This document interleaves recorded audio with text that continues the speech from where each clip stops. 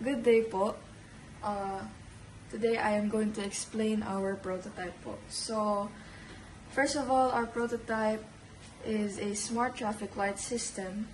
And itong system na po to, it adjusts the green light duration. And so, our junction is labeled as 1, 2, 3, and 4.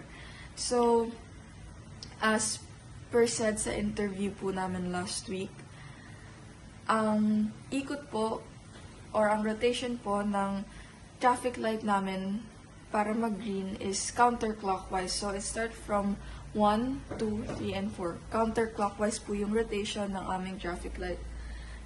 And ang prototype po namin, gumagana siya if yung touch po dito sa touch sensor is touched by or passed by a car. And so, we assumed that this distance from point A to point B is a heavy traffic na